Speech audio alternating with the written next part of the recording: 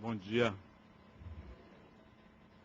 Bem-aventurados os pobres de espírito. O que é preciso entender por pobres de espíritos? Bem-aventurados os pobres de espírito, porque o reino dos céus é deles. Mateus 5:3. A incredulidade se divertiu com a máxima: bem-aventurados os pobres de espírito, como a respeito de muitas outras coisas, sem a compreender. Por pobres de espírito, Jesus não entendia os homens desprovidos de inteligência, mas os humildes. Ele disse que o reino dos céus é para eles e não para os orgulhosos. Os homens de ciência e de espírito, segundo o mundo, têm geralmente tão alta opinião de si mesmos e de sua superioridade que olham as coisas divinas como indignas de sua atenção. Seus olhares concentrados sobre a própria pessoa não podem se elevar até Deus. Essa tendência a se acreditar acima de tudo os faz muitas vezes negar o que, estando acima deles, poderia rebaixá-los a negar a divindade. Ou, se eles consentem em admiti-la, contestam um dos seus mais belos atributos, isto é, sua ação providencial sobre as coisas deste mundo.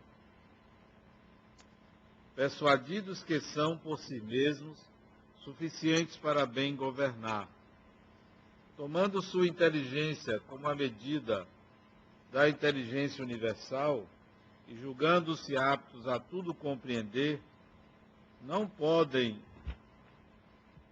acreditar sequer na possibilidade de que não compreendem quando não se pronunciam, seus julgamentos são para eles sem recurso.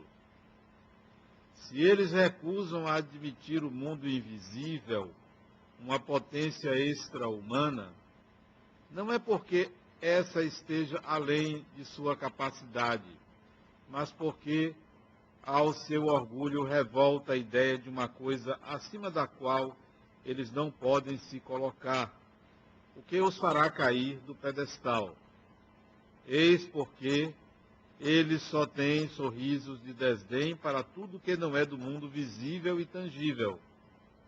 Ele só atribui muito de espírito e ciência para acreditarem nessas coisas, segundo eles, boas para pessoas simples, tomando que as levam a sério como pobres de espírito. Todavia, digam o que disserem, lhes será necessário entrar, como todo mundo, nesse mundo invisível, que eles ridicularizam. Será lá que seus olhos se abrirão, e eles reconhecerão seu erro. Mas Deus, que é justo, não pode receber da mesma maneira aqueles que desconheceram seu poder e aqueles que humildemente se submeteram às suas leis, nem tratá-los de forma igual. Ao dizer que o reino dos céus é para os simples, Jesus afirma que ninguém é admitido sem a simplicidade de coração e a humildade de espírito, que o ignorante, que possui essas qualidades, será preferido ao sábio, que acredita mais em si do que em Deus. Em qualquer circunstância, ele põe a humildade no nível das virtudes que aproximam o homem de Deus, e o orgulho entre os vícios que dele o afastam. E isso por uma razão muito natural, que a humildade é um ato de submissão a Deus, enquanto o orgulho é uma revolta contra ele. Vale mais, portanto, para a felicidade futura do homem ser pobre de espírito, no sentido do mundo, e rico de qualidades morais. Aí está a nossa lição de hoje, e a interpretação de Allan Kardec. Eu confesso a vocês que Todas as vezes que eu leio o Evangelho, eu me surpreendo com a possibilidade de um entendimento diferente, até mesmo interpretações que eu já dei sobre uma passagem, esta, por exemplo. Outro dia, mais adiante, quando eu leio, já me sugere mais um outro entendimento, mais uma outra possibilidade. E eu me questionava se era eu que era inconstante, instável, ou se o Evangelho contém mantras ou ideias arquetípicas ou pensamentos universais que podem ser interpretados de distintas maneiras. Prefiro acreditar que as palavras do Evangelho possuem essa mística, esse poder de sugerir diferentes interpretações para diferentes pessoas. E essa é a razão porque no mundo o povo que mais briga é o cristão. Quem mais fomentou guerras na humanidade foram os cristãos. A gente pensa que é o muçulmano, que é o hindu, não é o cristão. Aliás, o próprio Jesus diz, eu não vim trazer a paz, mas a espada. É um povo que briga muito, cristão. Olhe para vocês nas suas casas, quanto brigam. E são cristãos. E foi recomendado paz, amor, mas briga muito. Se briga em casa, imagine quando enfrenta outra interpretação, outro entendimento. Desde o tempo de Jesus, os seus seguidores já brigavam. Desde o tempo dele. Imagine, passados 2000 anos, o quanto de divisão não já houve. Assim que ele desencarnou, surgiram os adeptos do cristianismo, que não tinha esse nome, dos seguidores do crucificado, os adeptos mais tolerantes ao judaísmo, que seguiam a Tiago. E, simultaneamente, os mais ligados a Pedro, que não seguia o formalismo judaico clássico. Então, nós tínhamos os ortodoxos e os não ortodoxos. Desde que ele estava dando o último suspiro na cruz, já tinha uma divisão. Como briga o cristão. Hoje nós temos cristianismo inglês, que não segue Roma, que é o anglicano. Nós temos a Igreja Ortodoxa Oriental, russa, turca, do Oriente Médio, que também não segue Roma. Nós temos um cristianismo católico não romano, que se transforma numa igreja brasileira. Nós temos um cristianismo católico romano, isso só do lado católico. Mas desde o século XVI, um cristianismo protestante, que aí a divisão é muito maior. Mais de 1000 denominações de cristianismo. Igreja Universal, Igreja do Evangelho Quadrangular, Igreja Deus é Amor, Igreja disso, Igreja daquilo. É muito grande a divisão. Mas não pensem que isto é negativo, isto é positivo, essa divisão. Porque atende a diferentes estados psíquicos e diferentes níveis de evolução. Já pensou se todos tivéssemos uma mesma forma de enxergar a realidade? Seríamos máquinas. Então, essa divisão do cristianismo corresponde a uma evolução psicológica do indivíduo. A renúncia do Papa, o que é senão a vitória do humano sobre o sagrado? Do indivíduo, da pessoa, sobre a fé cega. Um grito de liberdade ao direito de ser, de pensar, contra uma estrutura arcaica, pesada, antiga, qual um paquiderme. De tal maneira que as palavras de Jesus merecem diferentes interpretações, em diferentes épocas, por diferentes pessoas, não existindo nenhuma instituição que seja dona dessas interpretações, que tenha a verdade, nem o Espiritismo, que tenha a verdade, está aqui a verdade. Não. O Espiritismo dá mais uma interpretação às palavras de Jesus. Mais uma, mas não é a verdade. Nem o catolicismo, nem o protestantismo, nem nenhuma denominação religiosa pode ter a verdade. Mas todas elas dizem que tem a verdade. Todas. Claro, para se creditarem, para terem crédito no mundo, todas afirmam que tem a verdade. Mas as palavras de Jesus são de livre interpretação. Bem-aventurados os pobres de espírito.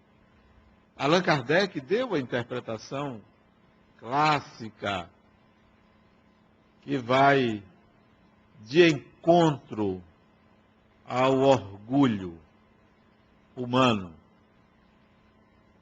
Mas isso eu entendo como uma interpretação pedagógica. Pedagógica. É óbvio que se você quer aprender alguma coisa, você não pode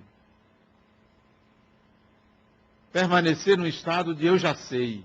O eu já sei é o orgulho. Você já estará preenchido, então você não vai aprender. Porque aprender requer um estado de eu não sei, de ignorância, de natural ignorância. Se eu não me considero ignorante, no sentido de ignorar, de não saber, eu não vou aprender. Quem já sabe, já está pleno, já está preenchido, não vai adiante.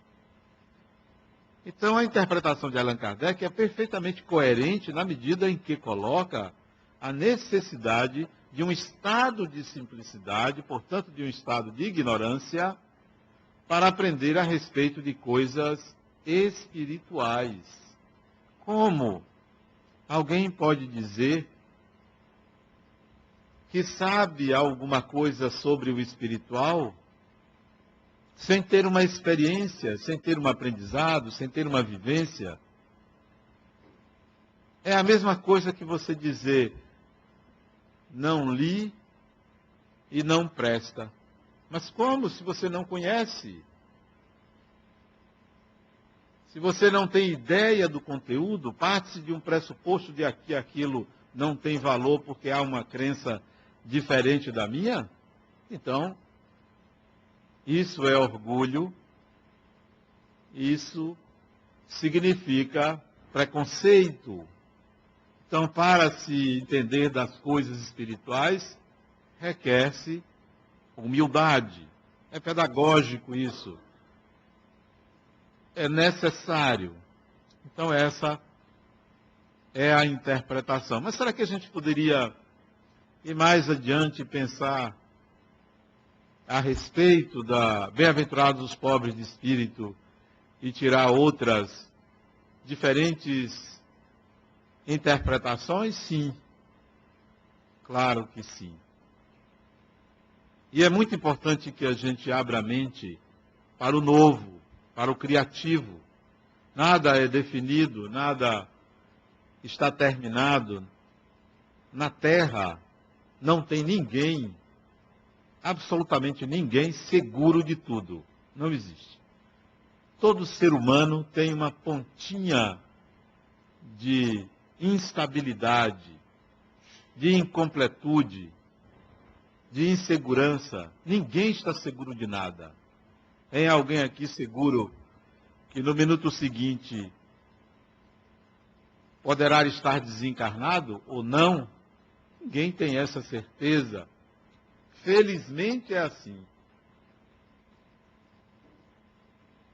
Nenhum indivíduo poderoso tem certeza de que o seu poder vai se perpetuar.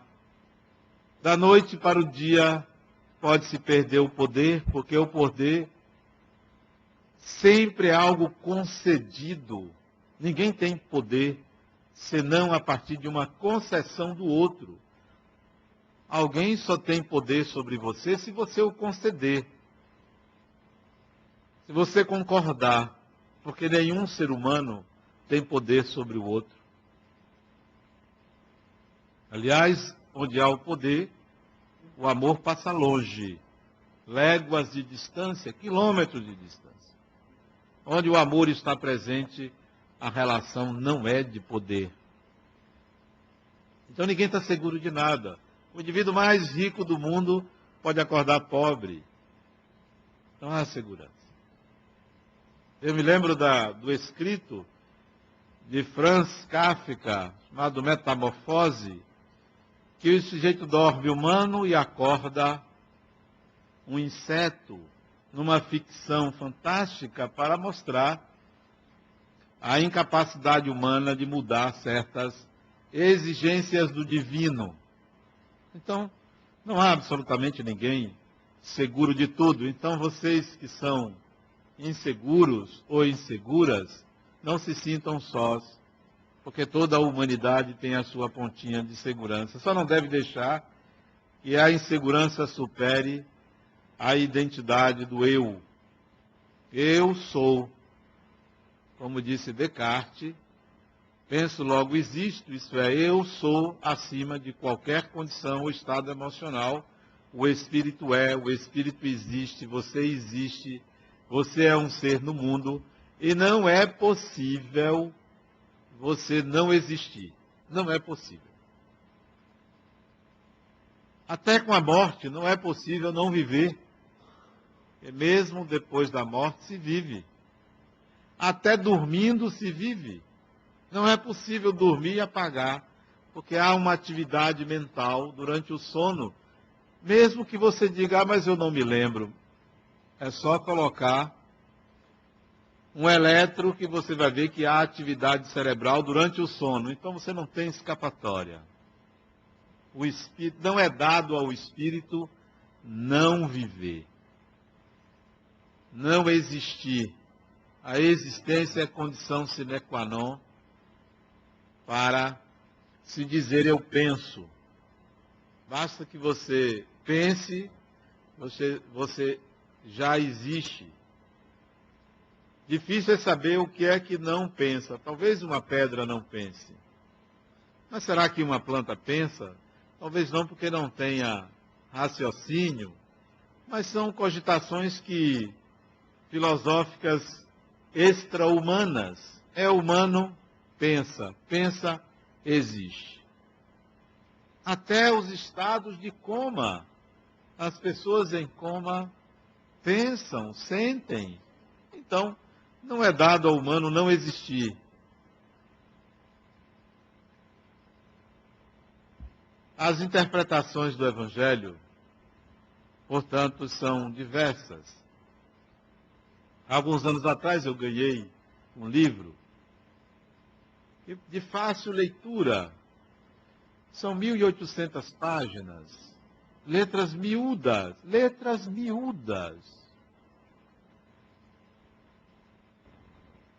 escrito por um hindu de nome Paramahansa Yogananda. E o título do livro é A Segunda Vinda de Jesus. E Yogananda interpreta o Evangelho de Jesus, um hindu, dando uma interpretação fantástica sobre as palavras de um cristão, ele hindu. Então o Evangelho se presta até a interpretações fora da ciência ou da exegese cristã. Por que não um leigo, por que não você ter a sua própria interpretação? Se Yogananda, que era hindu, interpretou, por que não você? Sim, tem as suas próprias interpretações, porque salta do próprio texto novas ideias, novas possibilidades. É preciso sair do tradicional, do antigo, do sistemático, porque a vida pede criatividade, novo. Passou o tempo de você ficar com um terço na mão,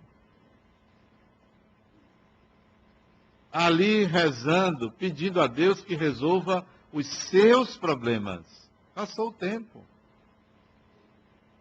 Passou o tempo de você se ajoelhar e oferecer um sacrifício a Deus para obter resultado numa promessa, quando a vida exige que você atue, que você experimente, que você enfrente. Passou o tempo do cristão que fica na sua inércia à espera de um milagre. Não há milagre. O milagre é a própria vida, é o viver o milagre. Então, leia o Evangelho, escute as palavras e tire você suas próprias conclusões. Muito bem que você escute interpretações, que você coteje, analise, avalie, mas tire as suas próprias conclusões. Para isso é preciso sair de um pensamento arcaico, medieval, a respeito do sagrado, do religioso, do que é divino, que condiciona o crente, o adepto, o católico, o cristão em geral, condiciona a uma percepção de religião como a salvação.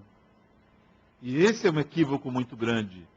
A religião não veio para salvar, mas foi assim que aprendemos. Porque enxergamos um Cristo na cruz e acreditamos que ele foi crucificado para nos redimir dos nossos pecados e a gente precisa da salvação. Não, nós não precisamos ser salvos, nós precisamos evoluir, crescer, desenvolver-se, adquirir competências e habilidades para viver no mundo, virtudes, valores, e não simplesmente ser salvo, porque não tem ninguém na beira de um abismo. Nós somos espíritos em evolução e precisamos continuar evoluindo. As interpretações clássicas são válidas, mas temos que cuidar para que elas não nos mantenham prisioneiros de uma ideia que alicia um exército de ineptos, de incapazes, de constantes adeptos que não evoluem. Ah, você é o quê? Ah, eu sou muçulmano, e você? Eu sou judeu, e você? Eu sou cristão, e você? Eu sou budista, e você? Está todo mundo bem situado, mas todo mundo parado. Todo mundo parado.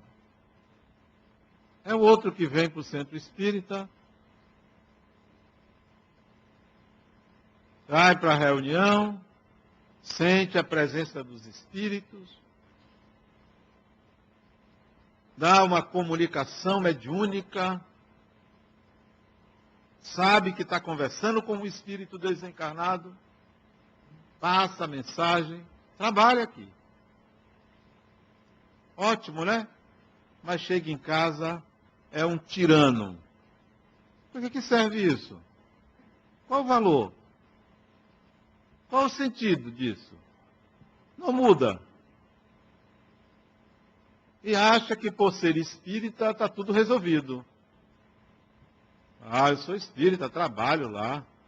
Fora da caridade não há salvação. Eu faço minha caridade. Não, isso não tem valor nenhum. Não é para isso que o espiritismo veio. Não é esse o sentido da religião. Religião é atitude. Religião é atitude. Religião é autotransformação. É processo de crescimento em todas as dimensões da vida humana. Em todos os campos. Não é só crença. Ah, eu acredito que existem espíritos. Tá, meus parabéns. 99% da humanidade também. Ah, eu sou médium. Tá, 100% da humanidade também é. Ah, eu sou cristão. Eu quero ver o cristão. Eu vejo o cristão no estado que se encontra a humanidade cristã. Só para vocês terem uma ideia, eu vejo o cristão no estado que se encontra a cidade de Salvador. A cidade de Salvador, eu vou ser catastrófico, é trágica, é suja, é desorganizada. Não parece que tem pessoas inteligentes morando ali, aqui. E somos cristãos. Sujamos. Outro dia eu vi uma pessoa jogar um coco pela janela do carro. Um coco. Isso é piada. É inacreditável isso. As pessoas andam nas ruas como se fossem guerreiros. Uma falta de inteligência para desenvolver a cidade. Emperra tudo. Uma burocracia absurda. Espíritos burocratas, para não dizer burocratas. Tudo é difícil. As pessoas dificultam as coisas, a evolução. Vem um empresário que quer investir, é tudo difícil. Quer gerar empregos. Não pode. Vem alguém querendo construir um hospital, não pode. Vem alguém querendo abrir uma escola, não pode. Mas também há quem faça tudo isso à revelia da legalidade, da organização. São espíritos atrasados. E eu me incluo, para vocês não pensarem que eu estou fazendo uma crítica. Eu também vivo nessa cidade. Nós precisamos transformar Salvador, porque Salvador é quase um umbral. É, quase um umbral. As coisas são difíceis, mas muito difíceis. Olha, eu uma vez fui pagar um imposto chamado ISS. Isso tem muitos anos. Um imposto era R$ 50 se fosse a preço de hoje. Entrei numa fila num banco. Ok, estou na fila. Eu devia ser o 10º da fila. Estava no meio da fila. Estou ali, eu gosto de fila. Eu gosto.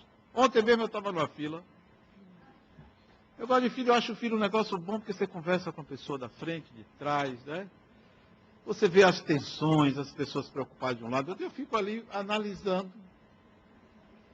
Se eu já entrei na fila, eu tenho tempo. Porque só entra em fila quem tem tempo. Se você não tem tempo, não entre na fila. Entre na fila se você tem tempo.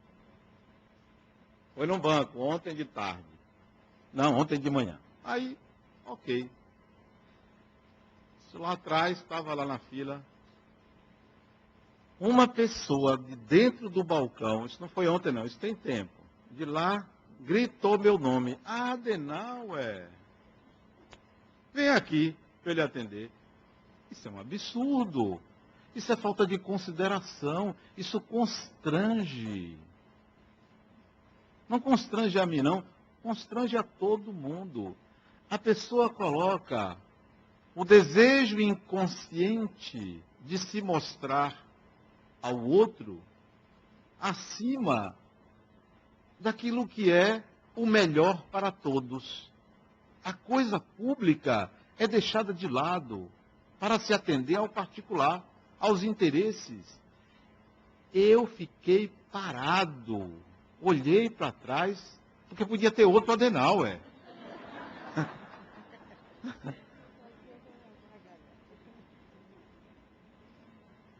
Mas não tem, é um nome incomum.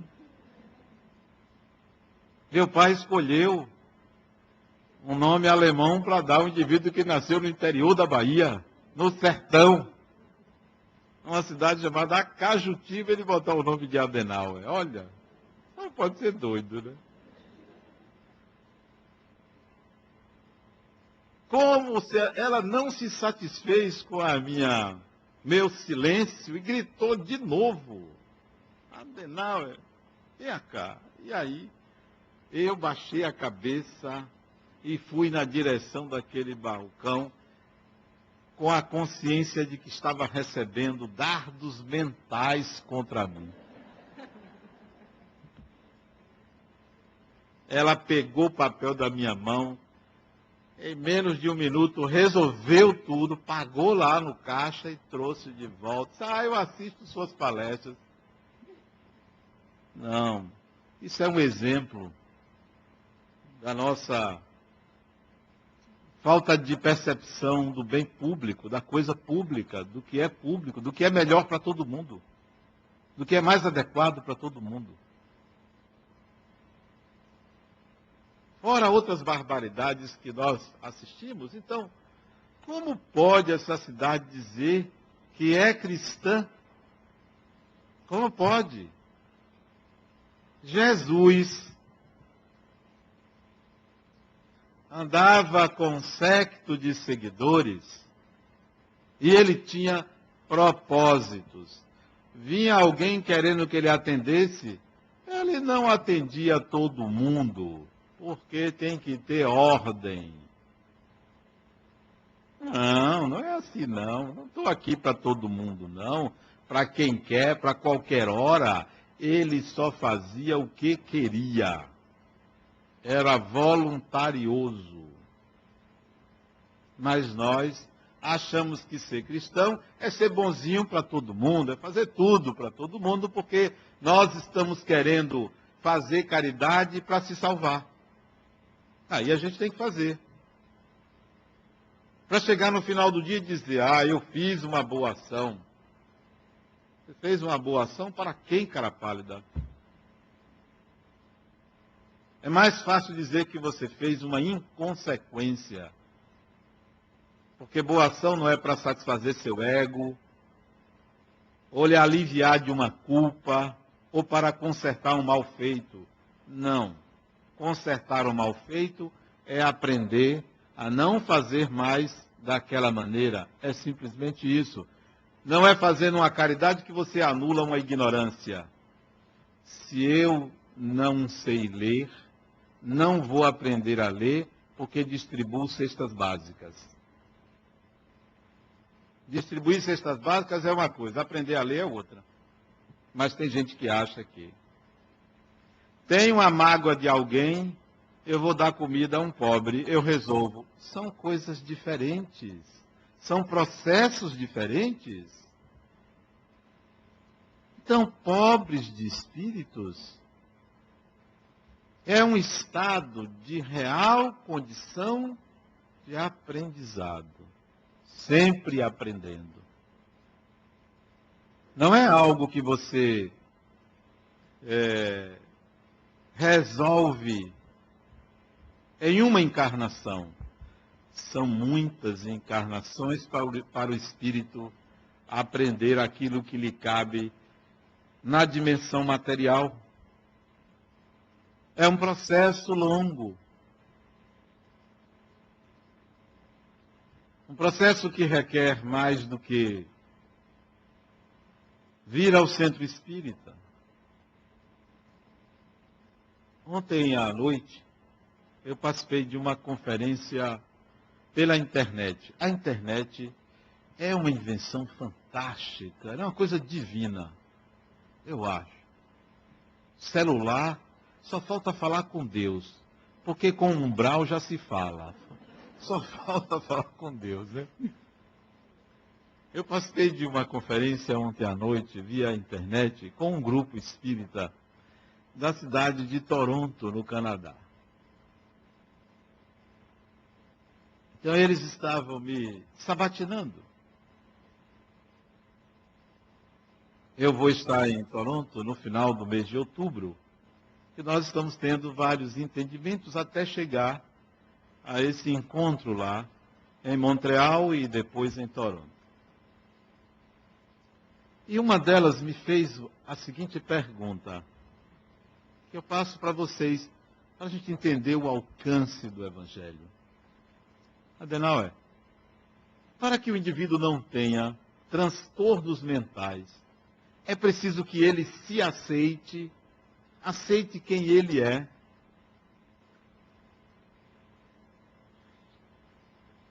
A pergunta é capciosa, porque aceitar-se quem se é necessário em tudo, não apenas para se prevenir transtornos mentais. Aceitar-se quem se é um estado de humildade. O problema é você saber quem é você. A grande maioria não sabe quem é. E vou explicar por que você não sabe quem você é. Se eu lhe perguntar, filosoficamente, quem é você? Filosoficamente. Olha o que a maioria vai responder. Eu me chamo, vai dizer o nome, como se o nome definisse quem você é. Vai falar da filiação, sou filho de. Vai dizer a profissão. Talvez diga a idade, se não for mulher. Talvez diga a idade. Vai falar se é casado, casada, se tem filho, se não tem. Vai falar do externo para dizer quem é. Não. Isso não é você. Isso é como você está, aonde você está, e são suas referências no mundo. Agora, quem é você? Quem é?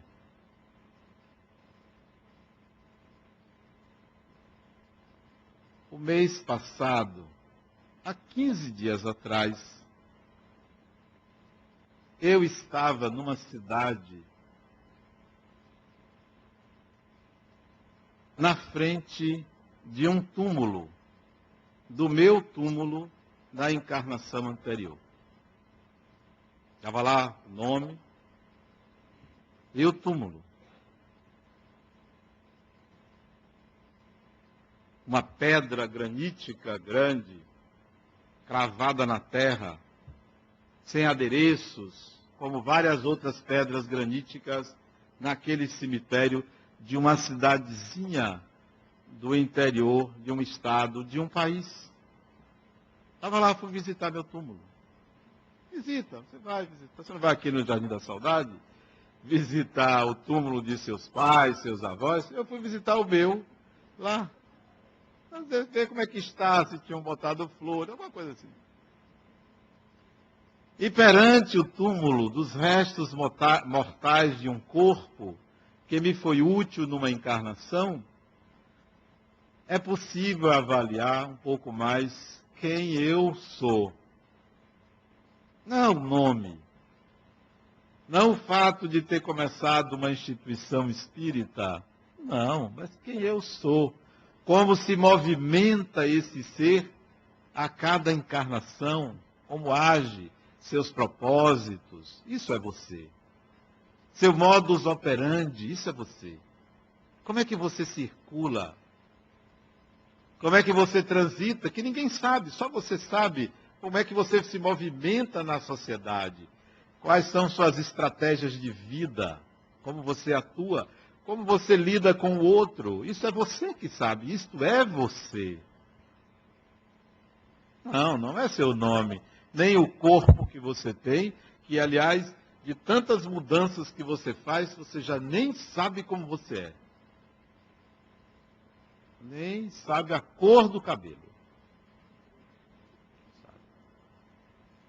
Lá em casa são 3 mulheres, eu vejo a confusão que é quando querem pintar o cabelo. Arma-se uma estrutura que parece que vai ali acontecer uma grande batalha. É um negócio impressionante. O trabalho de camaleão que faz a mulher para ser quem ela não é. Interessante isso. Para ser quem ela não é. Mas é uma coisa bonita, sabe? Eu acho bonito. Aquele processo de mudança, né? E tem creme de tudo quanto é tipo, qualidade, tamanho, cor. É um negócio impressionante, a diversidade, né? Eu acho que só Deus tem maior complexidade do que a mulher. Só Deus, porque é uma coisa complexa, né? Mas, vamos voltar. Bem-aventurados os pobres de espírito, é a condição do espírito de ignorância. Nunca perca a ignorância, nunca perca. Eu não sei é melhor do que o silêncio. O eu não sei é melhor do que o silêncio. Eu já vi escrito em vários lugares. O silêncio é uma prece. Como assim o silêncio é uma prece?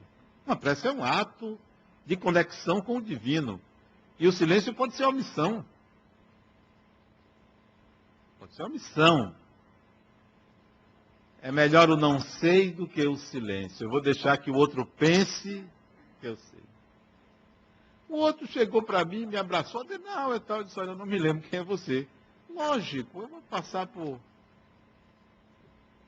Vem falar comigo, eu disse, não lembro. Me diga seu nome. Lógico, eu tenho que perguntar. Qual é o problema? Quantos aqui têm a memória fraca?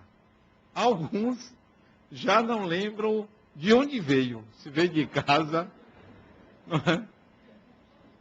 Então, por que não pode esquecer o nome de uma pessoa falando, eu esqueci seu nome? Me diga aí, porque eu esqueci. Não, assuma sua condição real de ignorância. É melhor do que parecer o que você não é. Para parecer o que você não é, deixe apenas para o casamento, que é a festa de casamento. É tudo que ela e ele não são. Tudo. Deixe para esse momento. O resto, seja quem você é. Então eu expliquei à menina de Toronto. Não. A aceitação de quem se é não é suficiente para se impedir a avalanche de possibilidades de transtornos psíquicos. É preciso que o espírito se reconcilie. Para que você evite um transtorno psíquico, é preciso que você se reconcilie. Reconciliar-se com o quê? O cristão antigo pensava que a reconciliação era com Deus. Não. Porque ele pensava, como muitos aqui pensam, que precisa se reconciliar com Deus, por causa da ideia da expulsão do paraíso, mito criado pelo sistema judaico, compreensível para aquele sistema. Mas ninguém foi expulso de lugar nenhum, nem precisa se reconciliar com Deus, precisa se reconciliar consigo mesmo, eliminando as culpas, cheio de culpa. Culpas, na maioria, inconscientes. Essa é a reconciliação. Se reconcilie com você mesmo. É mais do que uma aceitação de quem se é um auto-perdão. Olha, eu me perdoo pela minha ignorância, pelos meus equívocos, pelo que fiz, pelo que faço, e pretendo não continuar fazendo o que faço, porque não é bom nem para mim, nem para as pessoas à minha volta. Então é mais do que uma aceitação, é uma reconciliação consigo mesmo. Eu preciso pedir perdão a Deus. Meus pêsames, se tem um Deus, precisa de perdão do humano. Esse não é um Deus. Precisa do perdão humano. Eu tenho que sofrer para agradar a Deus. Meus pêsames de um Deus que precisa que a criatura sofra. Não, é você que cria esse estado que não favorece o crescimento, o aprendizado. É preciso a ignorância desse modo arcaico, antigo de enxergar o divino. E é um modo aprisionante. Muitos vivem numa prisão, encarcerados num sistema de entender a vida de forma pesada, grave. A vida é um presente de Deus. É uma coisa maravilhosa. Com ou sem dificuldades. É uma coisa maravilhosa. Viver, existir. Aliás, descobri agora, de uns meses para cá, como é gostoso ter um neto. Olha que coisa boa ter um neto. Uma coisa simples, mas que faz um bem enorme. Depois que meu neto nasceu, eu coloquei no meu blog um texto sobre o amor. Eu estava amando uma pessoa. Apareceu um bocado de gente querendo saber quem era esse novo amor. Porque eu não disse que era meu neto. Eu deixei na dúvida. Até minha esposa ficou preocupada, né? Quem é que você está amando assim, né? Aquelas pretensas namoradas que ficam suspirando na plateia, né? Por mim. Vieram me perguntar, não, você está de novo amor? Quem é o caso da atualidade? A vida é mais simples do que a gente imagina, né? Ama-se porque se ama. Não se ama por uma razão, por algo específico. O amor é um sentimento que brota do coração e vai na direção do outro, quem quer que ele seja, né? Mas as pessoas são ansiosas por quererem ser o objeto de amor do outro, quando na realidade precisam amar, simplesmente amar. A interpretação do bem-aventurados os pobres de espíritos é que Jesus convida a gente à simplicidade da vida, à percepção de que está bem perto da gente, mas muito perto. Esse estado de fruição, de leveza, esse estado de satisfação em viver, numa simples gentileza. Num olhar. Mas a gente fica com dificuldade de se abrir para o outro. Tem os seus mecanismos de defesa porque encara o outro como o seu inimigo. Não, eu não vou falar com fulano, porque senão fulano vai se aproveitar. Foi ele que errou, pronto, aí fica nisso. O outro pensa da mesma forma que você. Aí fica um negócio intragável, né? O outro vive com a irmã, ele tem 34, 35 anos, a irmã tem 40 e não se falam há 8 anos. Mora na mesma casa, não se falam há 8 anos. Por quê? Porque ela começou a namorar com um sujeito que ele não gostava, o irmão não gostava. Engravidou desse sujeito. Teve um filho, ele adora o sobrinho, mas não gosta, mas não fala com a mãe. Quer dizer, num sistema onde o orgulho prevalece, onde a vaidade está presente, onde a simplicidade não é requerida.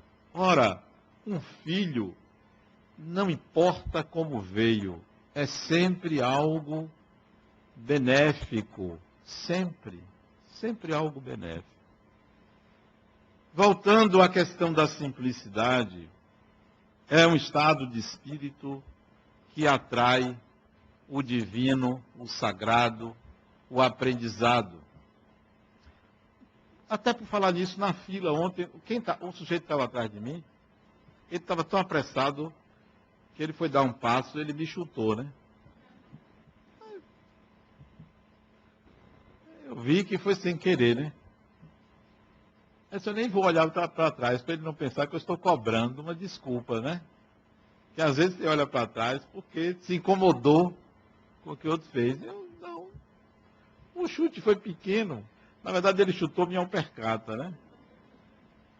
Aí, ele mesmo se apressou em pedir desculpas. Aí eu me virei. Não, rapaz, isso acontece. Às vezes até a visão que a gente não está enxergando direito, né? Porque ele tinha mais ou menos a minha idade e não estava usando óculos. Aí eu disse, às vezes é a visão, né? Ele disse, não, eu até fui ao... Aí pronto, começou uma conversa sobre isso, né? Eu disse, nessa idade a gente vai perdendo algumas coisas, né? A visão é a primeira. Então ele riu. Isso é uma oportunidade de contato, de diálogo. Por que eu vou me preocupar se alguém inadvertidamente topou comigo? O outro da frente, também nervoso. As pessoas eram dois homens. Você já viu que raramente você vê mulher em fila? Ah, é, mais homem. Pode ver, pode olhar. E homem gordo. Aí, veja. Os gordinhos fazem que gostam de fila. Aí, o da frente... Tudo nervoso, todos eles nervosos, eu ali tranquilo, né, olhando, né? Olhando cada pessoa, né? Cada ser humano, e é cada tipo, né? Interessantíssimo, cada tipo, o olhar, o rosto, né? O da frente disse, eu vou aqui só preencher o cheque aqui, preocupado em perder o lugar. Nós não validamos o direito do outro a tal ponto que o outro precisa se assegurar se nós o legitimamos. Essa conduta reflete o quanto nós vivemos numa sociedade alienada do direito do outro. Porque ele pediu permissão para sair como se dissesse assim, guarde meu lugar, e esse lugar é meu. Como se eu não reconhecesse o direito dele. Então, nós não reconhecemos o direito do outro. Ele disse, não, pode ficar à vontade. Você está na minha frente, não se preocupe. O senhor quer sair? O balcão estava juntinho. Mesmo assim, ele pediu permissão. Nós precisamos viver um pouco mais na simplicidade. Encarar os processos como experiências oportunas de aprendizado. Os contatos com as pessoas, né? Quem quer que sejam, são indivíduos que estão disponíveis para essa simplicidade, mesmo quando complicam. Mas a gente tem o dever, e isso é útil, mostrar essa simplicidade. Daí, a interpretação do Evangelho de Jesus ser essa possibilidade de aprendizado constante e sempre um novo aprendizado a cada leitura. Muita paz.